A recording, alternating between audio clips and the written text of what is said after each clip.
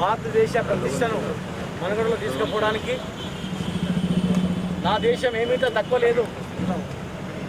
నా భారతదేశం అన్ని రంగాల్లో ముందు ఉంది. ఒక సెక్యులర్ గవర్నమెంట్ మాది. ఈ భారతదేశంలో అతిపెద్ద ప్రజాస్వామ్య దేశం ఇది. భారతదేశంలో ఉన్నటువంటి అన్ని మతాలకు, అన్ని వర్గాలకు రాజ్యాంగంలో అన్ని రకాల హక్కులు కల్పిస్తూ ప్రపంచంలోనే 2వ జనాభా గల ఈ భారతదేశంలో మేమేం తక్కువ లేమని చెప్పి అన్ని రంగాల్లో శాస్త్రవేత్తగా ముందుకొచ్చి తన జీవితాన్ని మొత్తం కూడా దేశానికి అంకితం చేసి వచ్చిన ప్రతి రూపాయి కూడా పేద వర్గాలకు అందేటట్లు ఒక సామాన్య జీవితం గడిపి ప్రెసిడెంట్ ఆఫ్ ఇండియా ఉండి కూడా ఆ తర్వాత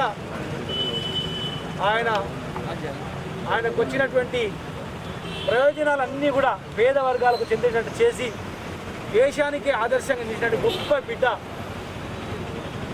మన అబ్దుల్ కలాం గారు. ఆయన మాదిరిగా ప్రతి ఒక్క పౌరుడు ఆలోచన చేస్తే ఈ దేశం ఇంకా చాలా బాగుపడుతుంది.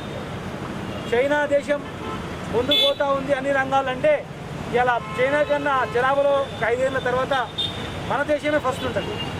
మరి అంత జనాభా ప్రపంచంలోనే నెంబర్ 1 జనాభా ఉన్నటువంటి మన దేశం త్వరలోనే అన్ని రంగాల్లో రానివ్వాలంటే దేశం గురించి